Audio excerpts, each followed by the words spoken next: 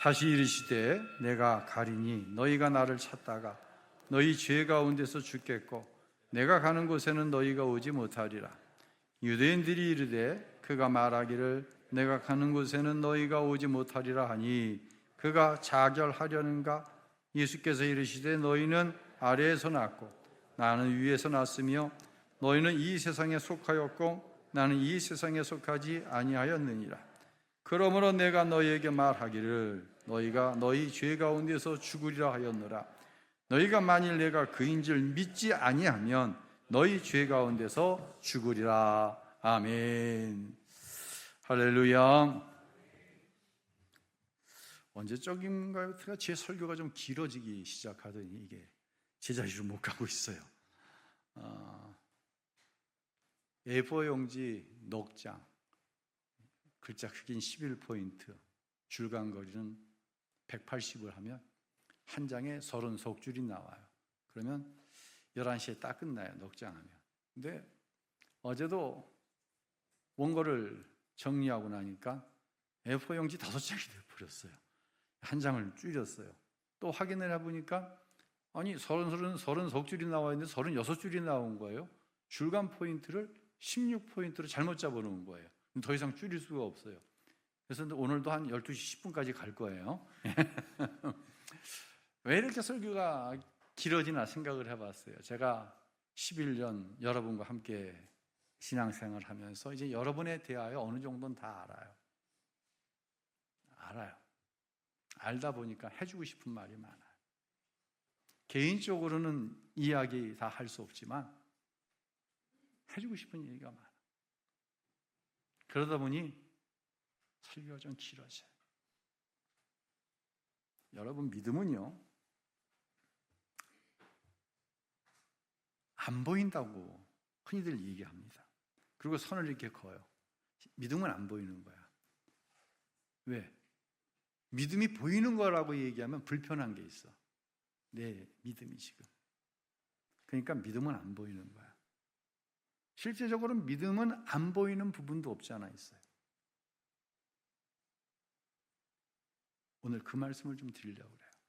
예수님께서 오늘 본문 21절에 이런 말씀을 하십니다. 읽겠습니다. 나는 떠나갈 것이고 너희는 나를 찾다가 너희의 죄 가운데서 죽을 것이다.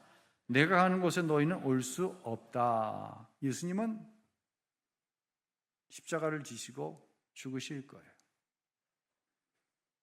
근데 너희는 바리새인과 서기관이 종교가 율법주의자들이에요. 너희는 죄 가운데서 그냥 죽을 거야. 이대로 살다가 지옥 갈 거야. 너희는 지금 영이 율법에 매여가지고 나를 그리스도로 절대로 몰라. 알 수가 없어. 그러니까 너희는 스스로가 하나님을 만족시켜 주겠다고 율법에 매여가지고 그냥 낑낑거리다가 그렇게 살다 너희는 지옥 갈 거야. 이 이야기를 하시는 거예요. 그러니까 예수님의 눈에는 이 종교가들이 지옥 갈 게 어떻게 하는 거예요? 눈에 보이는 거예요. 눈에 보인다고 하는 것은 근거가 있는 거예요. 자, 이에 대해서 반박하는 이야기를 합니다. 22절 읽겠습니다. 이에 유대 사람들이 말했습니다. 저 사람이 자살하려나? 그래서 내가 가는 곳에 너희는 올 수 없다라고 하는 것인가? 이 종교가들은 자기들은 반드시 천국 간다고 생각해. 근데 자기들은 천국 가는데 예수님은 예수님이 가시는 곳에 못 온다고 그랬으니까 예수님은 어디 가는 거예요, 그럼? 지옥 가는 거예요. 어떻게 해서? 지금 너무 고통스러우니까, 자기를 너무 괴롭히니까, 힘드니까 자살해서 지옥 가. 이렇게 알아듣는 거예요. 누구 중심으로 예수님의 말씀을 해석하는 거예요? 자기 중심. 왜 이들이 이렇게 생각했나? 예수님은 이렇게 말씀을 하세요. 27절 읽습니다. 그들은 아버지를 가리켜 말씀하신 줄을 깨닫지 못하더라. 예수님의 말씀을 깨닫지 못해. 깨달을 수 있기를 바랍니다. 지난 금요일 심야 설교 참석하지 못하신 분들 꼭 집에 가서 한번 들어보세요. 깨닫지 못해. 왜 깨닫지 못하는가? 반면에 예수님의 말씀을 이해하고 믿은 사람들이 있어요. 30절 읽습니다. 예수께서 이와 같이 말씀하시되 많은 사람들이 예수를 믿게 됐습니다. 할렐루야. 누군가는 깨닫지 못해서 지옥 가고 누군가는 예수를 믿어서 예수님 가신 그곳에 갈 거예요. 두 번째 부활의 열매가 되어서 영원한 천국에 갈 거예요. 즉 예수님의 눈에는 깨닫지 못해 지옥 가는 사람도 보이고 예수를 그리스도로 영접해서 천국 가는 사람도 보이는 거예요. 예수님만 보일까요? 제 눈에도 보여요.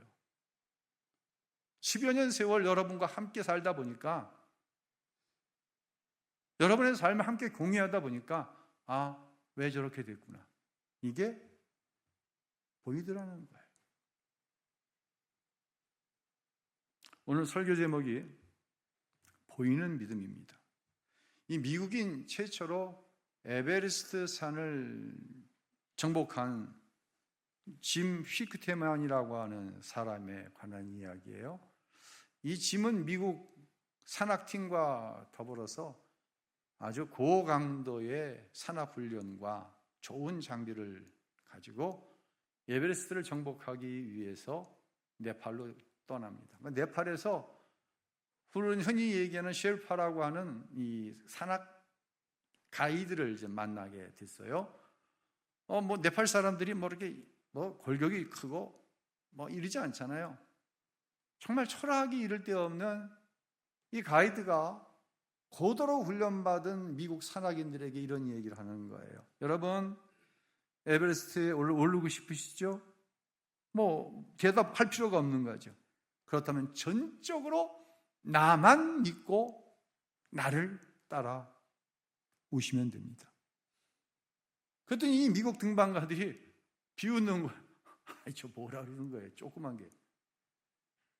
몸은 그냥 비실비실해가지고 우리가 에베레스트를 올라가기 위해서 얼마나 많은 시간, 많은 돈을 들여가지고 체력을 강화시키고 에베레스트에 대해서 그냥 우리가 속속들이 다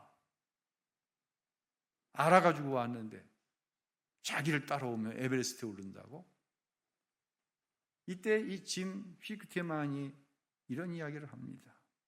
저는 정상에 꼭 올라가고 싶습니다. 저는 가이드께서 시키는 일이라면 무엇이든지 따라하겠습니다. 결과가 어떻게 나왔을까요? 짐 휘크테만이 에베레스트를 정복합니다. 나머지는 도중에 다 하산을 하게 됩니다. 실패한 것이죠. 이 글을 읽으면서 두 가지를 좀 생각해 봤어요. 여러분, 겸손해야 됩니다. 근데 우리는 이 겸손에 대한 정의가 굉장히 잘못되어 있어요. 금요일 날 좀 많이 나오세요. 그리고 오후에 참석하세요. 이 겸손은 절대로 정신적인 영역이 아니에요. 이건 영적인 영역이에요. 영이 잘 되면은요, 하나님에 대해서 알고 싶어. 이 예배 지금 드리는데 여러분 가운데 하나님에 대해서 너무 알고 싶은 분들이 있어. 보여요, 눈에. 이 영이 잘 된 거야. 그럼 겸손해요. 근데 우리는 자꾸만 겸손을 다른 데서 찾으려고 그래. 머리 좋은 사람들이 겸손한 것처럼 보여요. 그냥 머리가 팍팍 돌아가니까 이럴 때는 모든 것이 하나님의 은혜죠. 다 하나님이 하셨죠. 그런데 누군가가 옆에서 참 집사님 대단해요. 이 안에 이 얘기가 좀 시험 들어. 이거 머리 좋은 사람들. 이거는 정신에 속한 혼에 속해서 하는 겸손이지 결코 영에 속한 사람은 겸손의 모습이 그렇게 안 나와요. 다시 말씀드립니다. 겸손해야 돼요. 겸손하면요, 내 생각, 내 판단이 절대 하나님 앞서지 않아요. 주님의 인도하심을 따라가는 거예요. 내 판단, 내 생각이 하나님 앞서잖아요. 어느 순간 하나님과 나와의 거리가 이만큼 떨어져 있어. 사탄아 물러가라. 내 뒤로 물러가라. 내가 하나님의 일을 생각하지 않고 사람의 일만 생각하는 거다.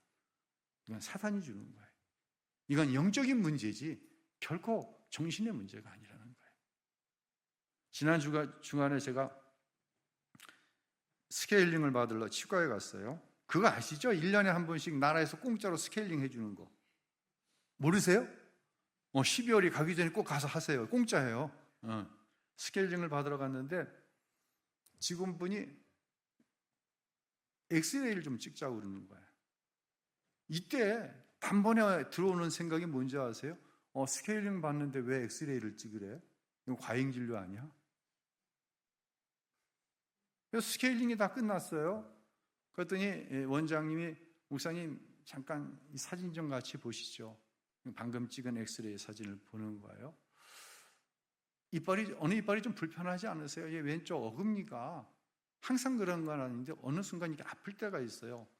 사진을 정확하게 부위를 보면서 치아의 외형은 뿌리까지 건강한데 치아의 뿌리와 뿌리를 받쳐주는 치조골 사이가 이만큼 간격이 나는 게 허옇게 보이더라고요.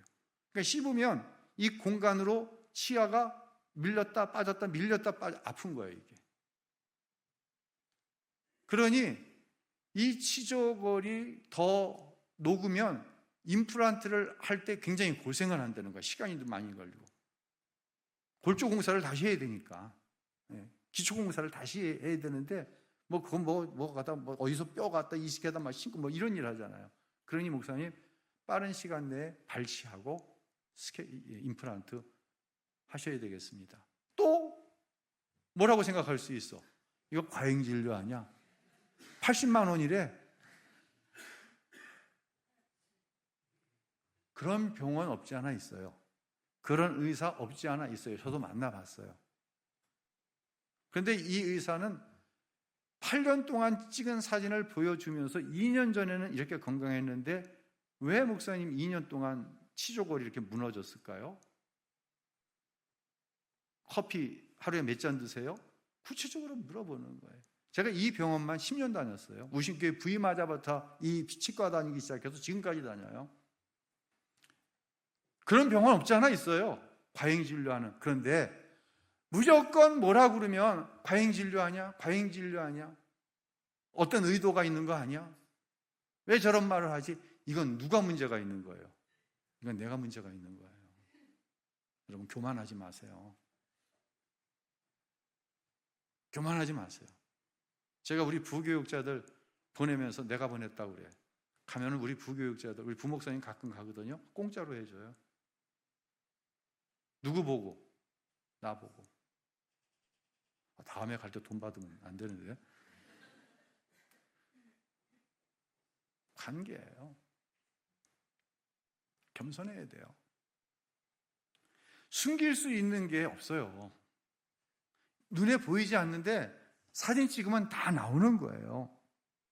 특별히 하나님 말씀 앞에 겸손해야 될 이유가 여기에 있는 거예요. 우리가 본다고 하는 것은 우리의 육체의 눈으로 보고 잘 기껏 해봤자 우리의 이성이라고 하는 것, 지식, 지혜라고 하는 것 갖고 보는 거예요. 그런데 하나님의 말씀은 성령의 감동으로 주어진 말씀이에요.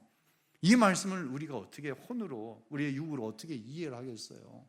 그래서 영의 세계는 믿고 순종하는 세계지, 영의 세계는 이해하려고 하는 세계가 아니라는 거예요. 이해하려고 그래 자꾸. 겸손하지 못한 거예요, 아직도.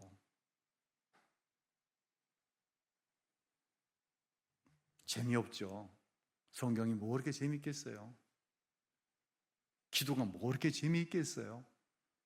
근데 우리의 영이 잘 되면요, 마치 사슴이 시냇물을 찾아 갈급한 같이 내 영이 하나님을 찾아 갈급하다는 거예요. 누구의 고백이에요?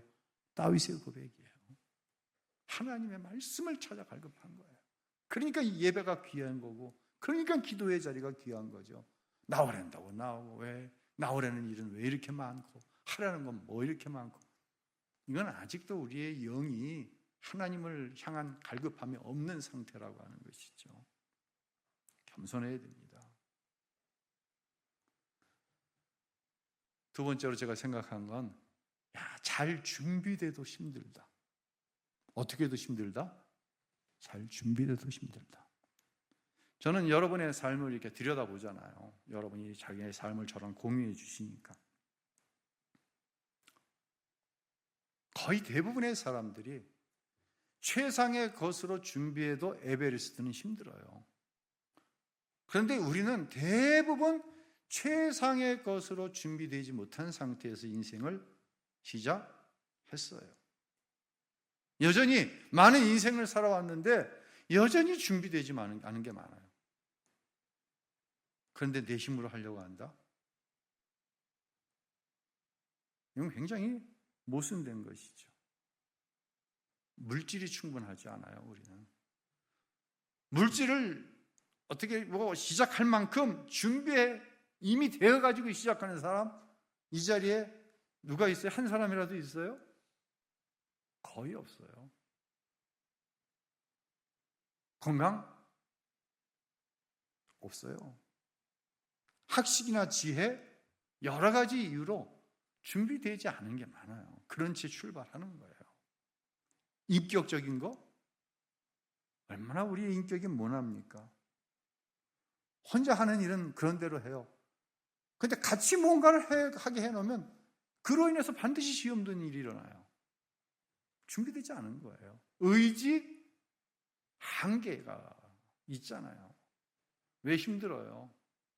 하나님은 그렇다고 말씀하시는데 내 의지는 이미 지쳐 있는 거야.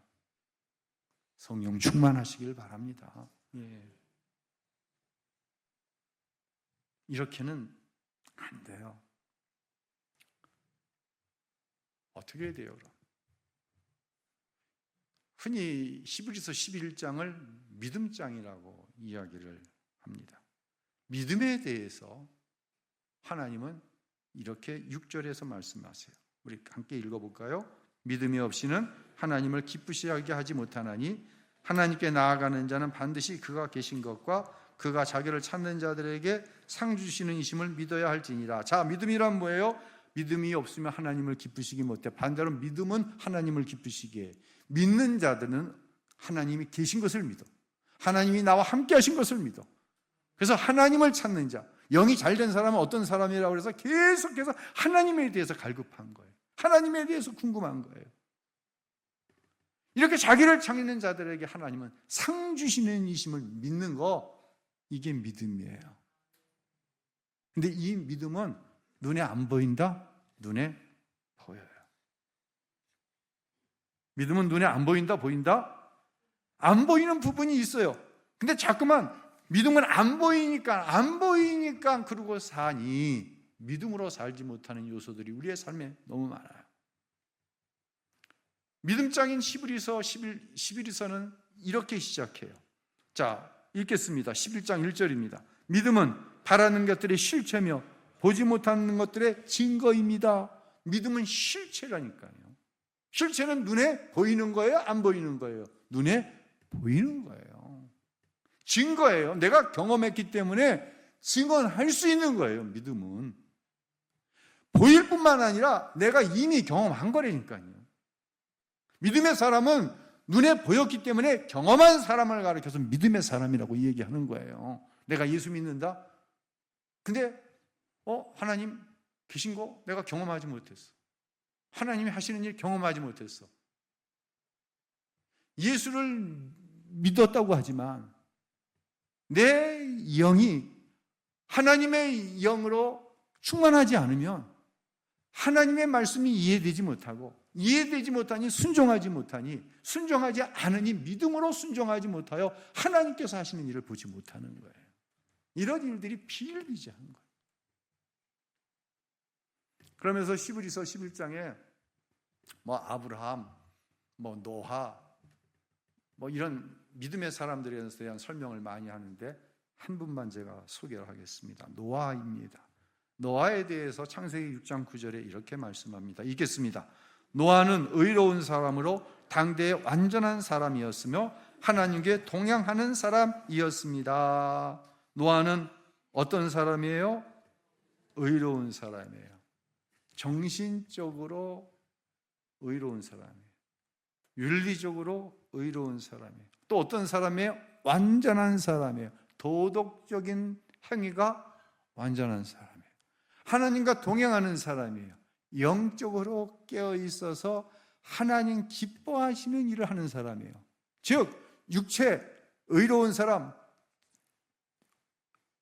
정신 의로운 사람, 육체 완전한 사람, 영 하나님과 동행하는 사람, 다른 말로 전인적인 구원을 경험한 사람이라는 거예요.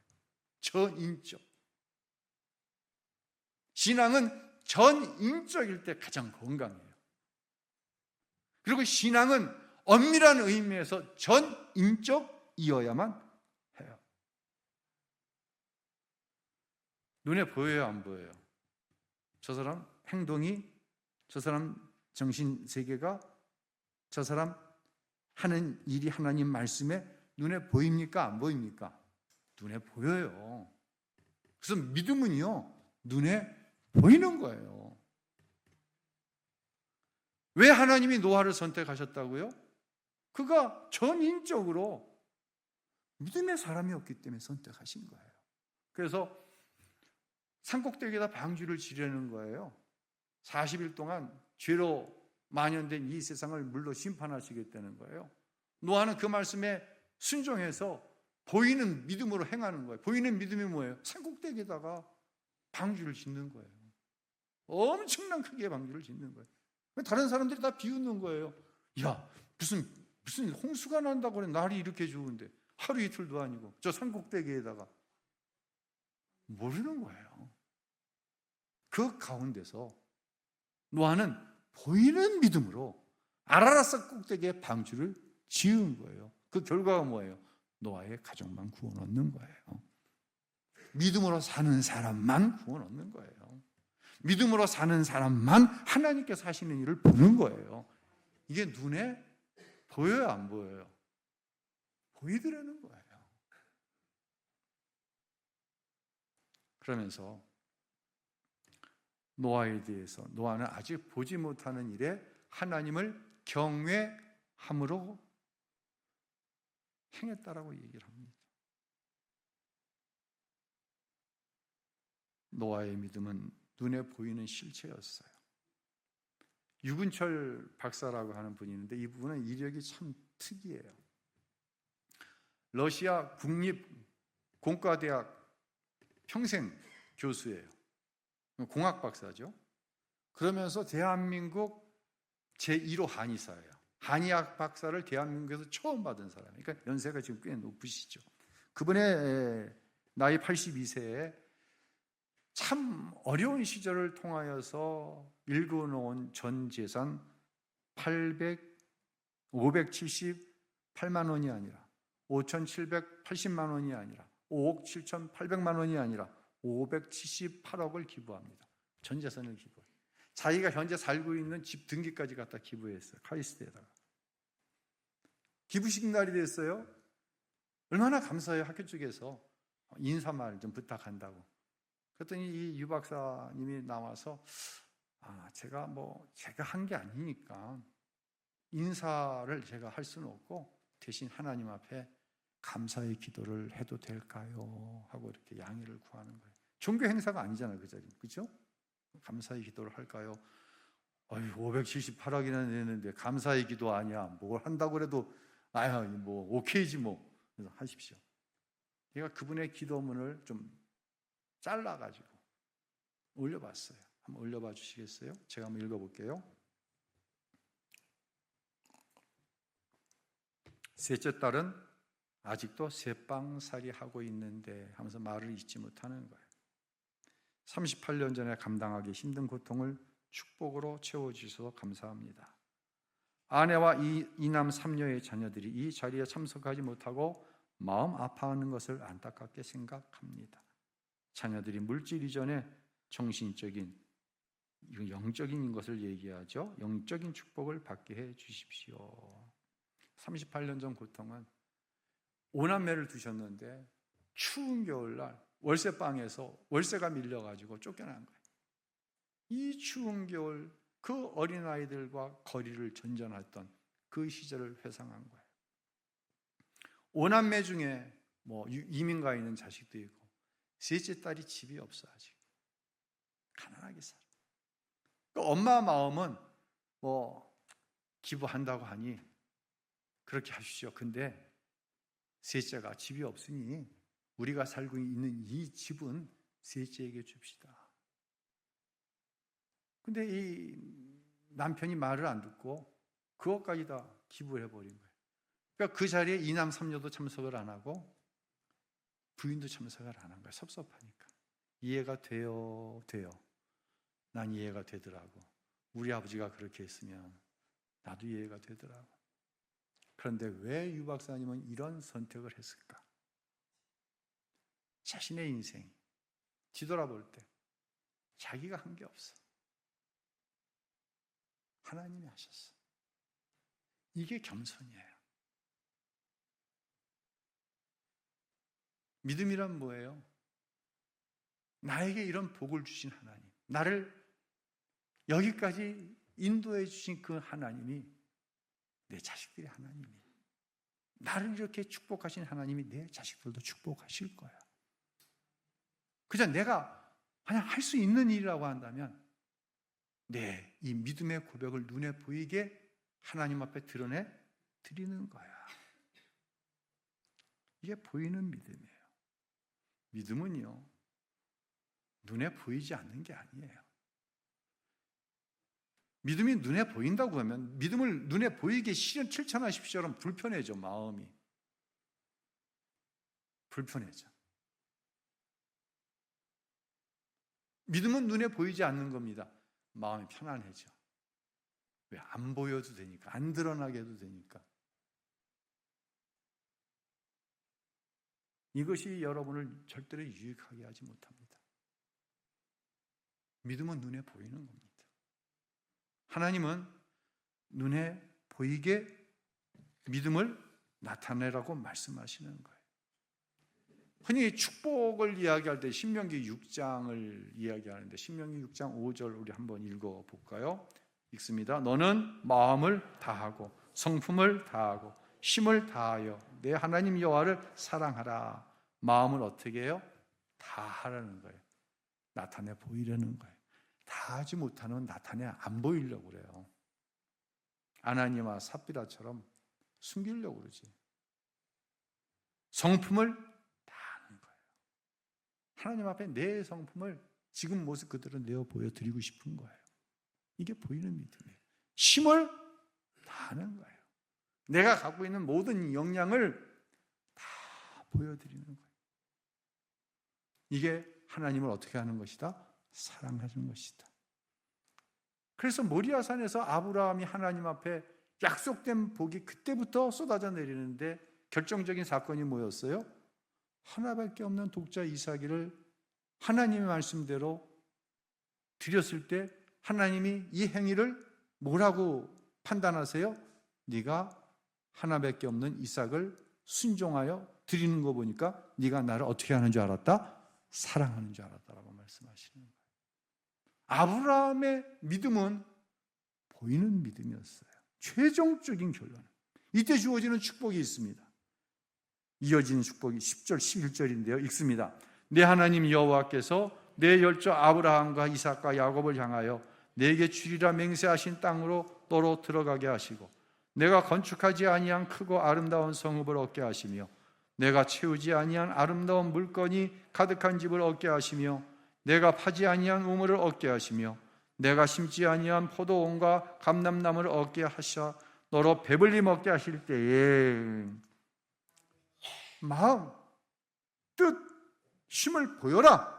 하나님이 사랑하는 것을 믿음 있는 눈에 보이는 믿음으로 표해라 하신 후에 이 약속을 축복을 약속하시는 거예요. 이집트 대형 박물관에서 이집트에 있는 고분들을 이렇게 발굴할 때 3000년 된 고분에서 미이라와 함께 미이라 옆에 많은 그냥 깜장 덩어리 몇 개를 이제 발견을 했어요. 뭐 3000년이 지난 거니까 형체를 알 수가 없죠. 그래서 대형 박물관에서 그걸 가져다가 화분에다가 흙을 넣고 그 위에다 이 검정 물체를 놓고 흙을 넣고 햇빛이 있는 곳에다가 자양분을 주고 물을 줬어요. 얼마나 지났는데 여기서 콩이 올라오는 거예요. 그러니까 이게 얼마 전에 있던 콩이야? 3000년 전에 있던 콩인 거예요. 사랑하는 성도 여러분, 하나님의 약속은 시간, 공간, 우리가 처한 형편과 상황, 그것에 제한받지 않으십니다. 하나님의 약속은 아무리 세월이 흘러도 이해만 되는 줄로 믿으시기를 바랍니다. 다음 주일이 추수감사 주일입니다. 신명기 16장에 계속해서 이제 이 말씀이 나와요. 16절과 17절 읽어보겠습니다. 여호와께 빈손으로 보이지 말고 각 사람이 내 하나님 여호와의 주신 복을 따라 그 힘대로 물건을 드릴지니라. 민수기 29장 12절로 40절에는 이 추수감사절날 빈손으로 드리지 말고 드려야 할 구체적인 제물에 대해서 정확하게 말씀을 합니다. 첫날 8일 동안 흔히 그들은 장막절, 수장절 이렇게 추수감사절을 표현하는데 첫날 8일 동안 드려지는 이 절기의 첫날 수송아지가 13. 잘 더해보세요. 수양이 2, 1년 된 수양 14. 그것도 흠 없는 거로 드려야 돼요. 둘째 날에는 수송아지 12, 수양 2, 1년 되고 흠 없는 수양 14. 그만할게요. 이렇게 해서 8일 동안 총 드려지는 제물의 수가 수송아지 70마리, 1년 된 순양 가운데 흠이 있으면 안 돼요. 105마리. 이 외에도 순양 15마리. 이걸 추수감사의 예물로 드리라는 거예요. 야, 하나님 그거 어떻게 다 잡수시려고 그러지? 하나님 어떻게 그거 다 잡수시지? 무슨 의미예요? 출애굽했어요. 40년 광야의 생활을 거쳐야 됐어요. 아무리 뒤를 돌아다 봐도 자기들이 한 일이 아니야. 이건 다 하나님이 하신 일이야. 가나안에서 누리는 일, 자기들이 판 우물이 아니야. 자기들이 쌓은 성이 아니야. 자기들이 일궈낸 무화과 밭이 아니야. 포도나무 밭이 아니야.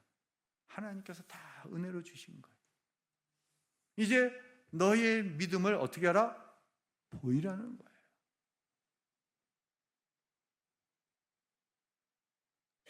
그래서 제가 부임한 이래 여러분들에게 어려운 이야기를 하는 거예요. 예물의 분량을 정해놨듯이 10의 1조로 우리 추수감사합시다. 여러분 형편과 사정을 제가 다 잘 알아요. 그런데요, 하나님은 살아계셔요. 하나님의 약속은 반드시 이해만 돼요.